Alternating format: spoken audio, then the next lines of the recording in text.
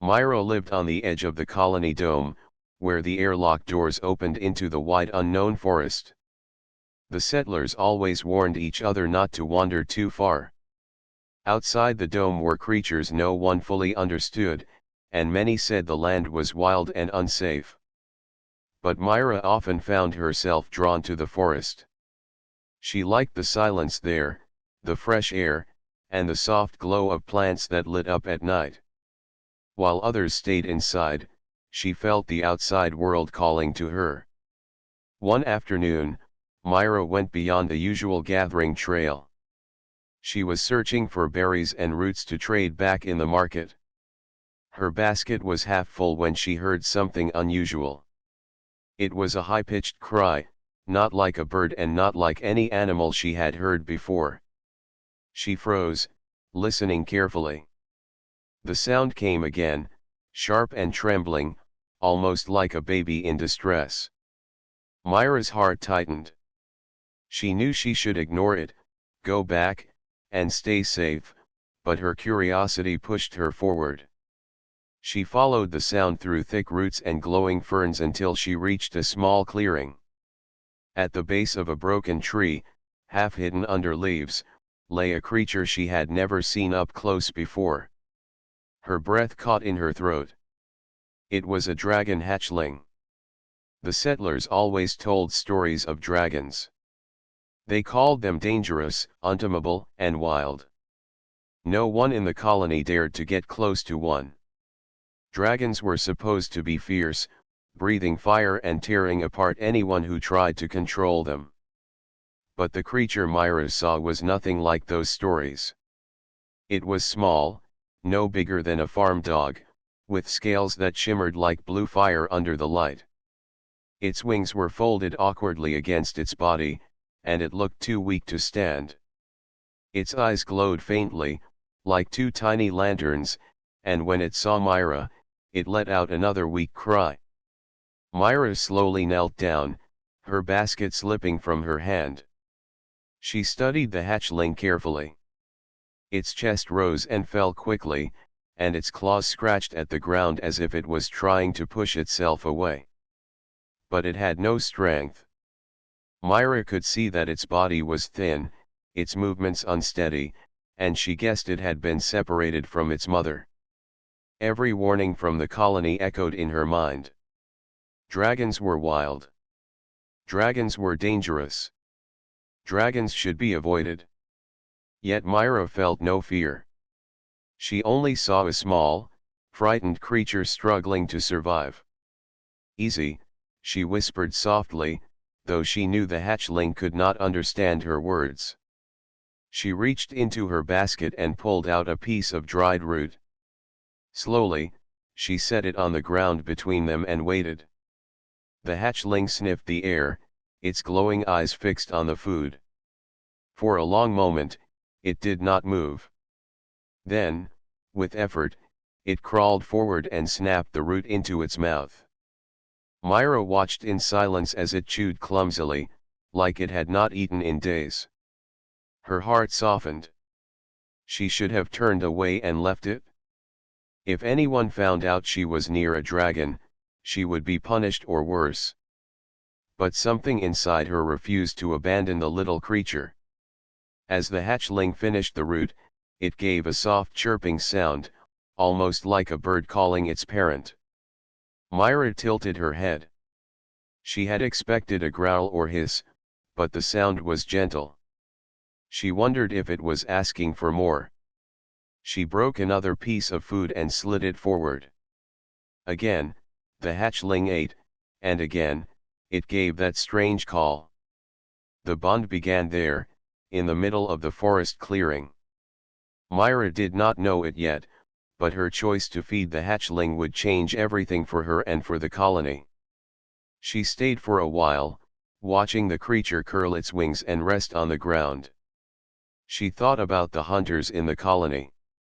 They were always eager to chase anything strange, always ready to prove their strength. If they found this hatchling, they would see only danger. They would kill it before it grew. Myra felt a wave of protectiveness she could not explain. She had no children of her own, but in that moment, she felt as though the hatchling was hers to care for. She whispered quietly, "Lumo," naming it after the faint light in its eyes. The name seemed to fit. The hatchling lifted its head slightly, as if it had heard and understood. Myra smiled, though she knew she had made a dangerous decision. From that day, she would return to the clearing with food and water, keeping the secret hidden from everyone. As the sun lowered and the forest shadows deepened, Myra stood up. She wanted to stay longer, but she knew she had to return before the gates closed for the night. She looked one last time at Lumo, lying weak but calm, and promised herself she would come back tomorrow. She picked up her basket, though most of her food had gone to the hatchling. It did not matter. Something more important had begun. As Myra walked back toward the dome, she felt a strange mix of fear and excitement. She had found a dragon, but not the kind from the old stories. She had found a life she could not turn away from. Inside the colony walls, people went about their routines, unaware of the secret Myra carried in her heart. To them, dragons were wild.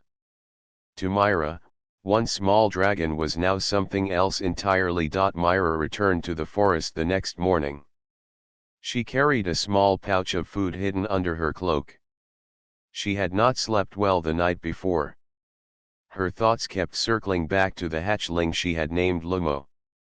She worried he might not survive the night, or worse, that hunters might have found him. As soon as she stepped outside the dome and into the soft glow of the wild plants, her heart beat faster. The forest was alive with distant calls and rustling leaves, but Myra kept her steps light, remembering the path she had taken the day before. When she reached the broken tree, she saw him. Lumo was still there, curled up under the roots. His wings twitched as he stirred, and when he noticed Myra, his glowing eyes brightened. Myra smiled with relief. She knelt and placed the food on the ground. At first, Lumo hesitated, but then he crawled closer and ate eagerly. This time, he did not wait long before making the soft chirping sound again. Myra felt warmth spread in her chest. It was as if the creature was calling her, asking her not to leave. For days, this became her routine. Every morning, she left the colony with her basket, pretending to gather berries and roots. In truth, she carried food for Lumo. The hatchling grew stronger. His scales gleamed more brightly, and his movements became quicker. Sometimes he tried to flap his small wings, though he could not lift himself yet. Myra laughed quietly each time he stumbled, though she always reached out to steady him. Slowly, trust began to form. Lumo no longer cowered when Myra approached. Instead, he crawled toward her, his head tilted as if waiting for her voice. Myra began talking to him in soft tones, telling him simple things about her day, about the market, about the people in the colony. She knew he did not understand, yet it felt natural to share her thoughts. One evening, she stayed longer than usual. The sky beyond the forest was turning red, and she knew the colony gates would soon close. But she found herself watching Lumo chase a glowing insect between the roots. His small body moved clumsily, his tail swinging side to side as he tried to pounce. For the first time, Myra forgot the warnings, forgot the danger, and only saw a playful creature full of life. That night, when she returned to the dome, she heard people speaking in the market. A group of hunters had been out in the forest and claimed they saw signs of a dragon. Scratches on trees. Small patches of scorched earth. They believed a hatchling was nearby, and they planned to find it before it grew. Myra's blood ran cold. They were looking for Lumo. She kept her face calm and said nothing, but inside her chest, fear rose. If they found him, they would kill him without hesitation. The thought made her stomach twist. She lay awake in bed, thinking of the small creature curled under roots, waiting for her. She knew then that she could no longer keep him outside. It was too dangerous. The next morning, Myra made her decision. She wrapped her cloak tightly and carried a larger pouch of food. When she reached the clearing, Lumo greeted her with a chirp, rushing forward on his small legs.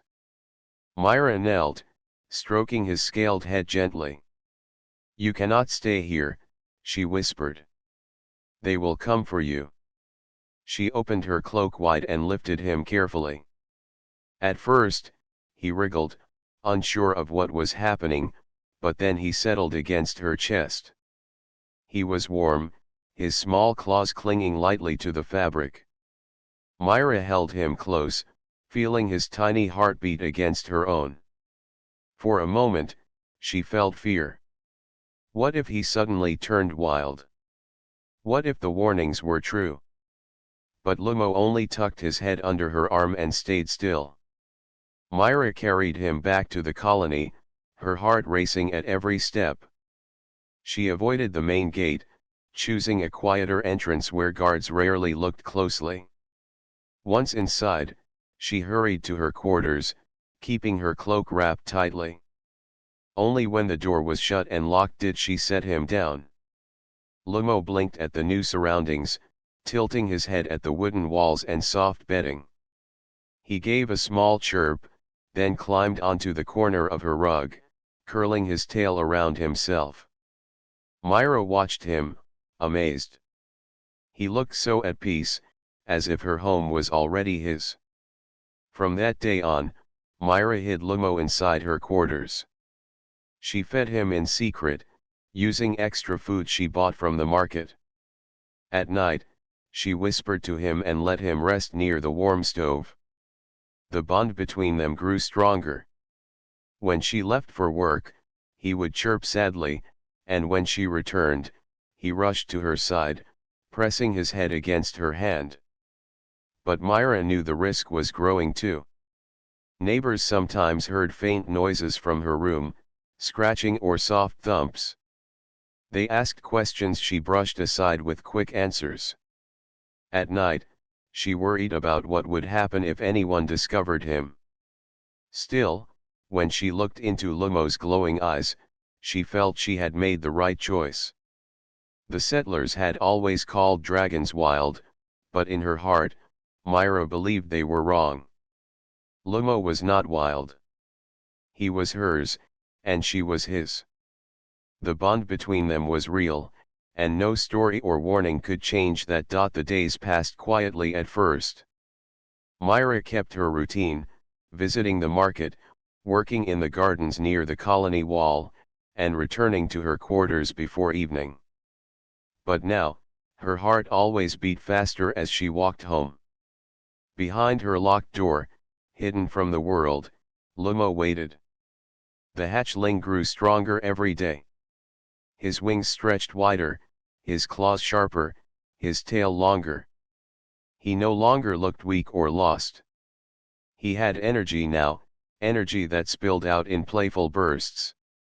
Sometimes he darted across the floor, chasing shadows. Sometimes he flapped his wings so hard that he knocked over cups or small tools. Myra laughed when he tumbled clumsily, but she also felt a quiet fear. If anyone heard him or saw the scratches he left, her secret would be exposed. One evening, as Myra prepared a simple stew, Lumo climbed onto the table. His glowing eyes watched the steam rising, and before Myra could stop him, he sneezed. A tiny spark of fire shot out, singeing the edge of the cloth. Myra rushed to pat it down before the flame spread. Her heart pounded. She looked at Lumo, who tilted his head innocently, as if he had done nothing wrong. "You must be careful," she whispered, stroking his scales. "If someone sees, they will take you away." But even as she warned him, Myra knew he could not always control his nature. He was a dragon, after all. It was not long before neighbors began to notice things. Late at night, strange noises drifted through Myra's walls. Scraping, scratching, or thumps against the floor. A few times, someone knocked on her door, asking if she was keeping animals. Myra always smiled politely, saying she was only moving furniture or dropping tools. But suspicion lingered in their eyes. Whispers spread in the market. People said Myra was acting strange, buying more food than before, sometimes disappearing into the forest with empty baskets and returning with nothing inside. Others claimed they heard faint roars from her room, though she knew Lumo had never roared. Still, fear made people imagine things.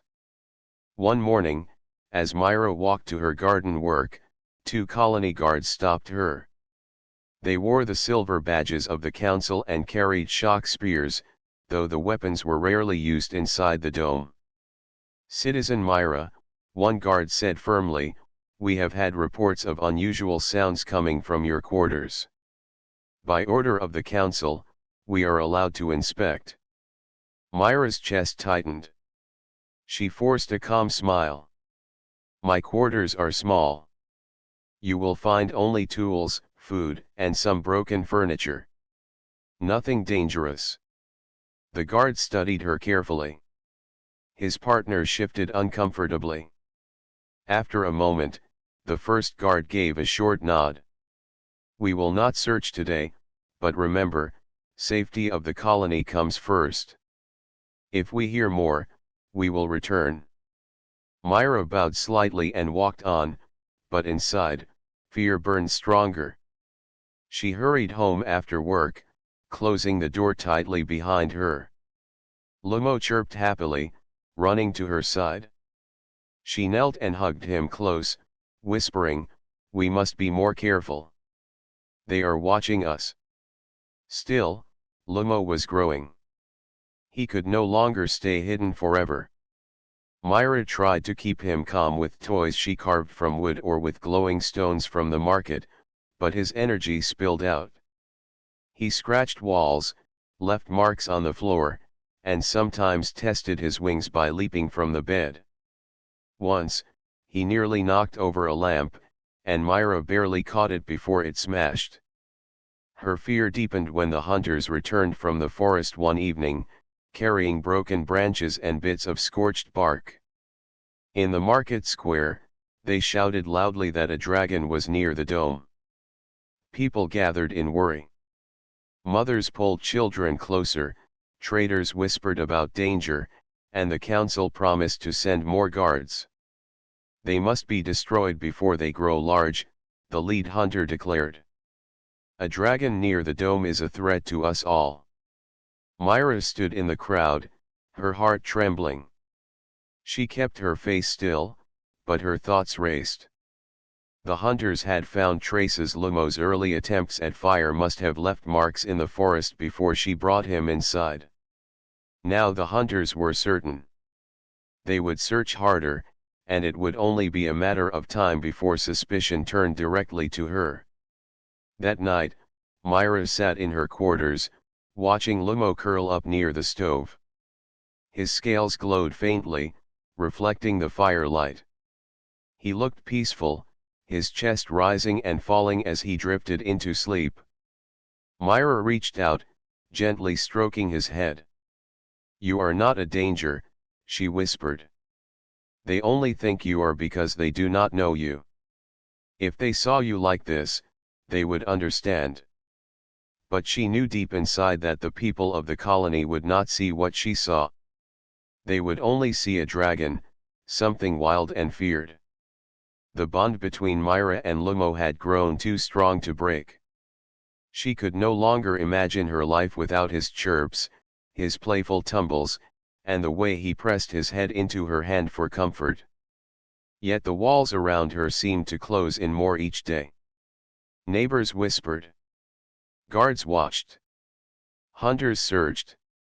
Suspicion was growing, and Myra realized that keeping Lumo hidden was becoming more dangerous than ever. Something would happen soon. She could feel it, like a storm building on the horizon. The colony dome had always felt safe. Its walls glowed faintly at night, powered by the great shield generators that kept out storms and creatures. People believed nothing could harm them as long as the barrier held strong. But safety was fragile, and one stormy night, everything changed. The sky outside roared with thunder. Flashes of lightning lit the forest, and the dome vibrated under the force of the storm. Myra sat in her quarters, holding Lumo close. He chirped uneasily, his wings twitching each time thunder cracked above. She whispered calming words, but her own heart was restless. Something felt wrong. Then, a loud alarm rang through the colony. The steady hum of the shield weakened, and lights flickered. Myra froze. She knew the sound. It was the breach alarm. The storm had struck the dome's outer barrier. Somewhere along the walls, the shield had failed.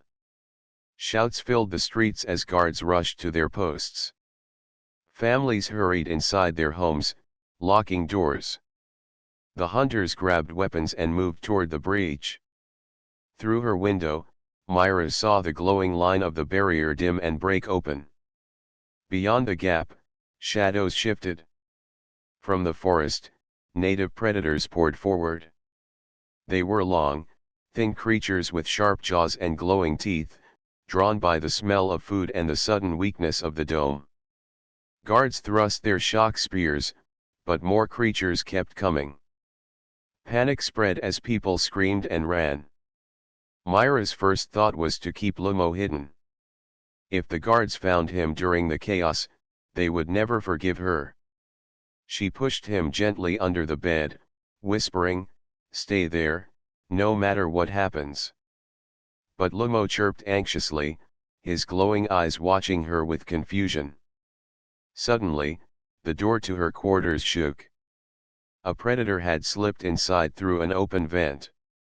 Its glowing teeth snapped as it crawled toward her. Myra stumbled back, grabbing a wooden chair as her only defense. Fear rushed through her. She had no weapon strong enough to fight. Before the creature could leap, a sharp cry filled the room. Lumo darted from under the bed, wings spread wide. His body glowed faintly, and sparks flickered at the edges of his mouth. With surprising force, he lunged forward and released a burst of fire. The flame struck the predator, sending it screeching back into the hall. Guards outside saw the flash of light and rushed over, weapons raised. Myra's heart raced. She had wanted to keep Lumo hidden, but now there was no hiding. The hatchling stood in front of her, wings trembling, smoke curling from his small jaws. He had protected her without hesitation. The guards stared in shock. "A dragon," one whispered. "She has a dragon in her quarters." More predators attacked outside. The guards, still stunned, hesitated, but Lumo did not. He leapt past them, landing in the street. Sparks lit his scales as he let out another burst of fire, scattering the attackers. People who had been running for safety stopped and turned, eyes wide. They expected terror, but what they saw instead was a small dragon fighting to save them. The hunters arrived, spears ready. They froze as they saw Lumo spitting flames at the creatures. His movements were clumsy, but his fire was real. He drove the predators back step by step, standing firm in front of the broken barrier. Behind him, Myra rushed out, shouting, "He is helping us. Do not harm him." The crowd watched in stunned silence as the hatchling fought beside the guards. For every predator that came close, he burned the ground with fire, keeping them at bay until the shield generators finally sparked back to life. Slowly, the barrier glowed again, sealing the breach and forcing the creatures away. When the last predator fled into the forest, the colony grew quiet. Smoke rose from the scorched ground, and the rain from the storm sizzled against the fresh burns. In the middle of the street, Lumo stood panting, his tail dragging on the ground. He looked weak but unbroken. The people stared at Myra. Some looked amazed, whispering that the dragon had saved them. Others looked fearful, gripping weapons tighter. The lead hunter stepped forward, his voice sharp. "You hid a beast in your home. You put us all in danger." Myra shook her head fiercely. She knelt beside Lumo, placing her hand on his back. "He is not a beast. He protected us when your weapons could not. He saved lives tonight." The hunter's eyes narrowed. "Today, perhaps. But tomorrow he will turn.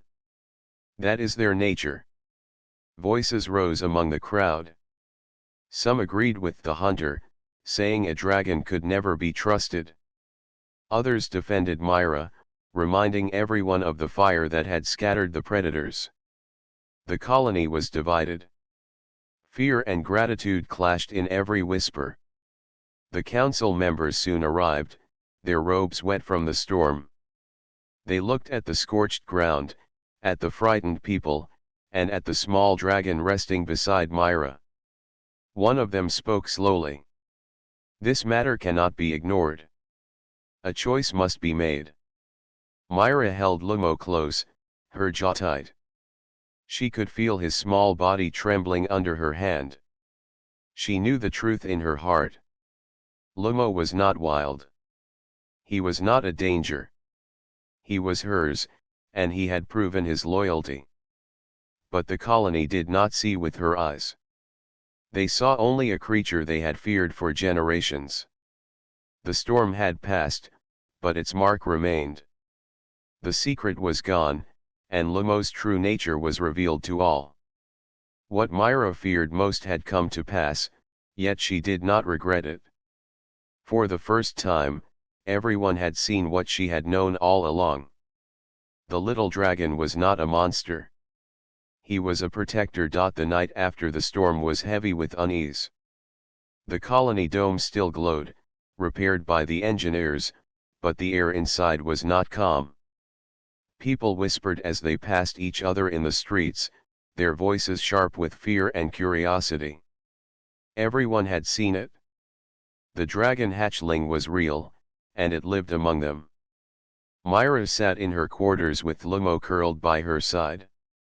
He was tired, his chest rising and falling in slow breaths. She stroked his scales gently, remembering the fire he had unleashed against the predators. Her heart swelled with pride, but also with worry. His secret was no longer hers alone. The entire colony knew now. By morning, the council summoned her. The meeting hall stood at the center of the dome, tall and cold with stone pillars. Myra entered with Lumo hidden under her cloak, though everyone already knew he was with her. A large crowd had gathered outside the hall, eager to hear what would happen. Inside, the council sat in a half-circle, their robes neat and their faces stern. The lead hunter stood to the side with his men, arms crossed. Myra kept her chin high as she walked to the center. The head counselor spoke first. "Myra, you brought a dragon into our colony. You hid him from us. You broke our laws." Myra took a deep breath. "I did hide him, yes. But I did it to protect him. And last night, he protected all of you. Without him, more lives would have been lost when the predators came through the breach." The counselor's eyes narrowed. "He is still a dragon. Wild, dangerous, unpredictable. He may have fought for us once, but who can say what he will do when he grows?" Myra pulled her cloak aside, revealing Lumo. The hatchling blinked in the light, his glowing eyes calm. Gasps rippled through the chamber as the people saw him so close. Some stepped back in fear, while others leaned forward with curiosity. "He is not wild," Myra said firmly. "He is loyal. He chose to protect me, and he chose to protect this colony. You call him a danger, but I call him a friend." The hunter stepped forward, his voice loud and hard. "A friend? Look at his claws, his teeth. One day, he will grow larger. When hunger takes him, will he still remember this loyalty? Or will he turn on us, as dragons always do?" "You are blinded by your feelings, Myra." Angry murmurs rose in the hall. Some shouted in agreement, demanding the dragon be destroyed before it grew too strong. Others shouted back, reminding the council that without Lumo, predators would have broken deeper into the colony. The voices clashed, filling the room with tension. The head counselor raised his hand, calling for silence. "The colony cannot survive if we are divided. We must decide. Will this creature stay, or will it be cast out?" Myra's heart pounded. She held Lumo close, feeling his warmth against her arms. She looked at the faces before her, faces of people who had lived in fear for so long that they could not see beyond it. "Please," she said, her voice steady though her chest ached. "Give him a chance. He is still young. Let me care for him. Watch us if you must, but do not judge him by old stories. Judge him by what he has done. He fought for you. That is not the act of a monster. That is the act of a protector." The hall grew quiet. Some people lowered their heads, thoughtful. But the hunters glared with cold eyes. The council did not give an answer that day. Instead, they ordered Myra to remain under watch. Guards would pass her quarters often, making sure she did not take Lumo outside the dome. The decision of his fate would be made soon. When Myra returned home, the crowd followed her with whispers. Some mothers pulled their children away, fearful of the hatchling. Others looked at her with small nods of respect. Myra saw the split clearly. Half the colony feared Lumo. Half the colony admired him. That evening, as she lit her lamp, she thought of what might come. If the council chose fear, they would take him away. If they chose hope, they might allow him to stay, though under heavy rules. Myra sat on the floor, holding Lumo close. His head rested on her lap, his glowing eyes watching her with quiet trust. "You saved them," she whispered, stroking his scales. "But they cannot see you as I do. They see only danger. I do not know what they will decide, but I promise you this: I will not let them take you from me." Outside her walls, the colony murmured through the night. Conflict had taken root in the hearts of the people. Some believed the dragon was their future. Others believed it was their doom. And in the middle of it all, Myra and Lumo waited, knowing the choice of the council would shape everything that came next. The days after the council meeting passed slowly, each one heavier than the last. The colony lived in two halves now. Some people whispered kind words to Myra when she passed, thanking her for saving them with Lumo's help. Others avoided her, their eyes filled with fear or anger. Children would point at her home and tug at their parents' sleeves, asking questions. Most parents shook their heads and hurried them away. Myra tried to stay calm, but she felt the weight pressing down on her heart. She still walked the paths of the dome, still worked with the farmers, still smiled when she could. But she knew guards were always nearby. Their watchful eyes followed her and Lumo every moment. They pretended it was routine, but Myra understood the truth. They were waiting for her to fail. They were waiting for Lumo to make one wrong move. One evening, Myra took Lumo out into the small garden behind her quarters. The sun was setting, painting the sky in gold and orange. Lumo chased fireflies, his wings fluttering, his glowing eyes bright with joy. For a moment, Myra felt peace. She almost forgot the arguments, the whispers, the guards. But the peace did not last. A stone struck the ground near her feet.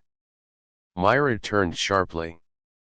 A group of young men stood at the edge of the garden, their faces twisted with anger. One of them pointed at Lumo. "You should not keep that thing here," the man shouted. "It will kill us all one day." Another man picked up a second stone, aiming it at Lumo. Myra quickly stepped in front of him, her arms wide. "Stop," she said firmly. "He is no threat to you. He is only playing." The men laughed bitterly. "Playing? Look at his claws. Look at his teeth. It's only a matter of time before he grows. You'll see. He will turn on you first." Before Myra could answer, one of the guards appeared and ordered the men away. They left with angry mutters, but their words clung to the air like smoke. Myra held Lumo close, her heart pounding. She could feel his little body trembling against her arms. That night, she sat awake by the window, thinking. She understood now how deep the fear ran. Even if Lumo never harmed anyone, the colony would not easily forget the old stories of dragons. She wondered how long it would take for fear to turn into violence. The next morning, the council summoned her again. This time, the hall was even more crowded. Almost every colonist had gathered. Myra walked in with Lumo pressed against her chest, his tail curled around her arm. The head counselor raised his hand for silence. "We have seen enough to know the truth. The dragon has brought division to this colony. People are fighting among themselves. Fear grows with each passing day. We must end this before it destroys us from within." Myra's voice rang out, steady but desperate. "Then end the fear, not the dragon. You want peace, but you cannot find it by killing what you do not understand. Lumo saved us once. Let him stay, and he can do more. He can become our shield." The hunters stepped forward, led by the same man who had spoken before. His eyes were sharp as steel. "A shield can also become a sword. If we let this beast grow, it will be too late to stop it. I say we end it now, before it is too strong." The hall filled with noise. Some shouted in agreement, demanding the dragon be removed at once. Others cried out in protest, defending Myra and her bond with Lumo. The air was heavy with anger, fear, and hope all tangled together. The counselor banged his staff on the floor. "Silence.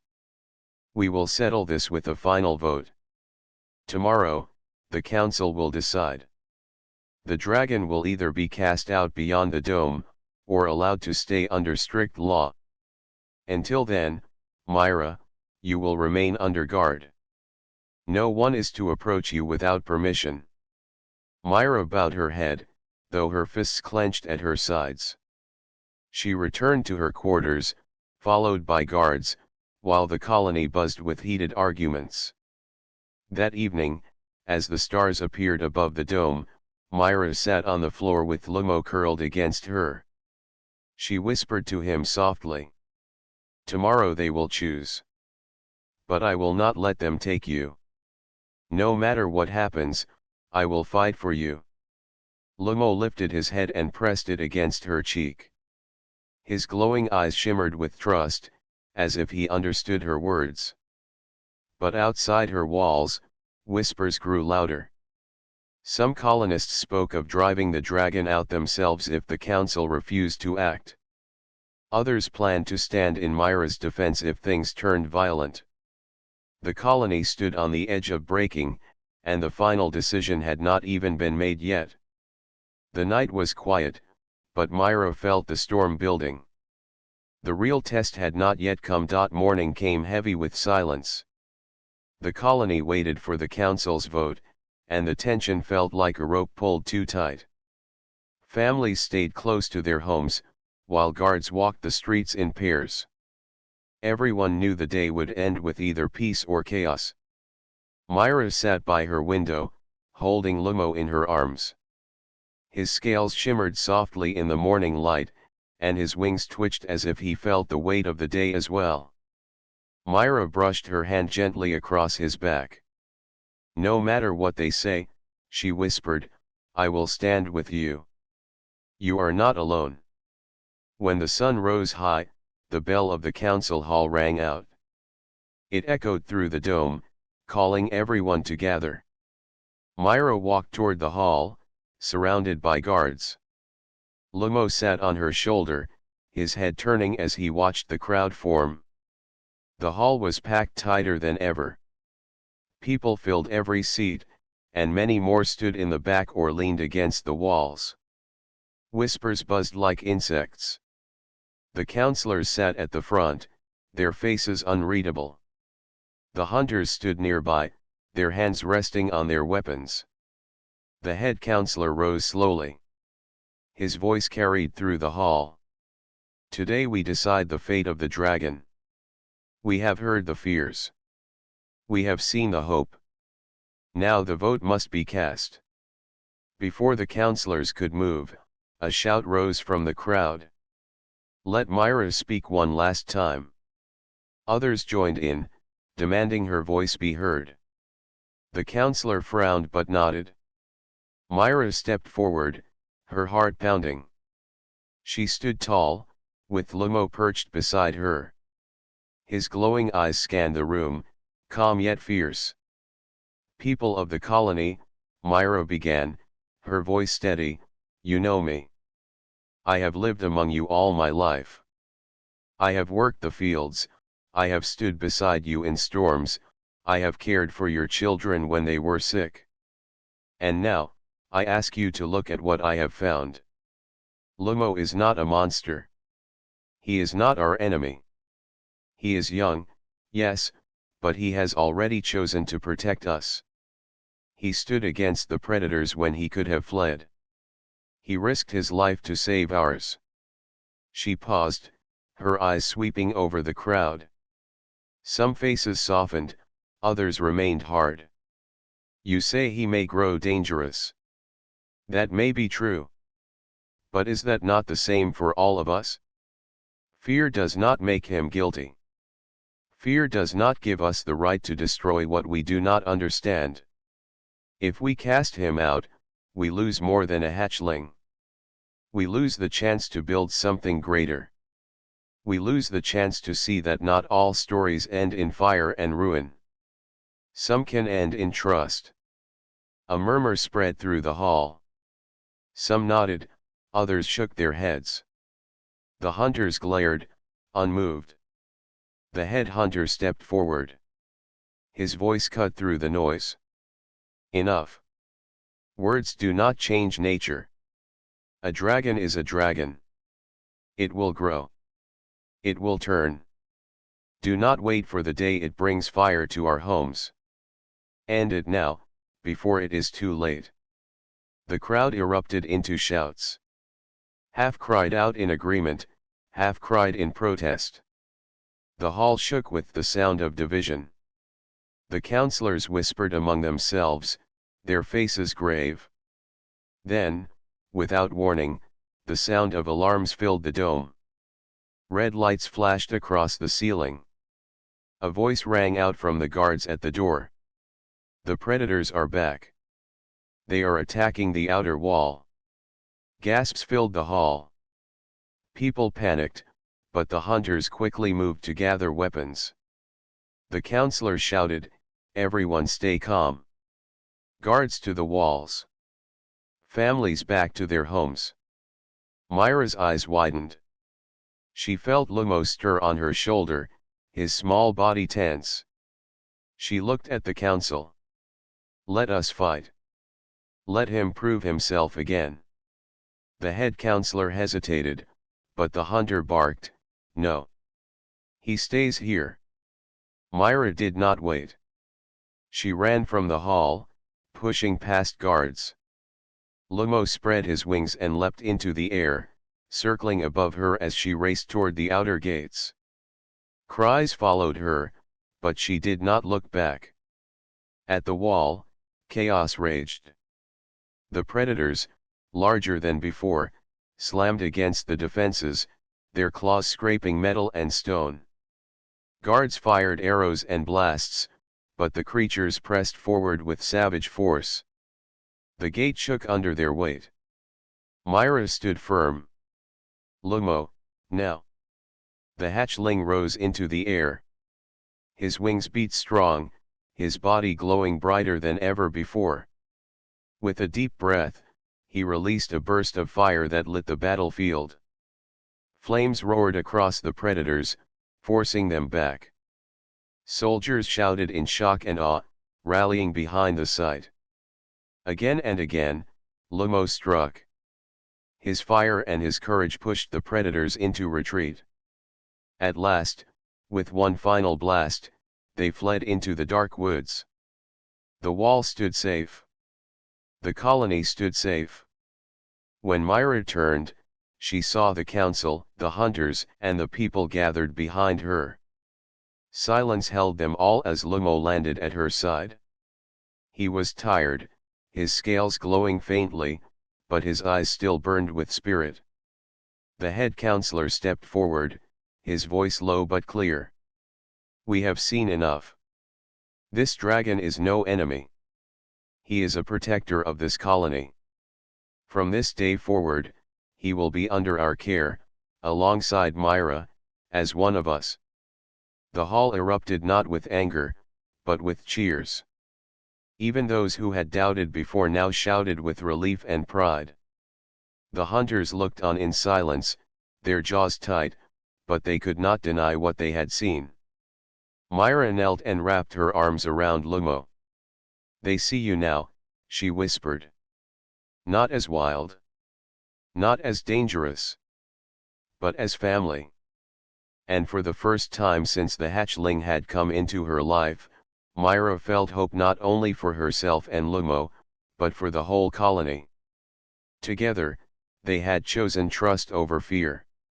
Together, they would build a new story, one where dragon and human stood side by side.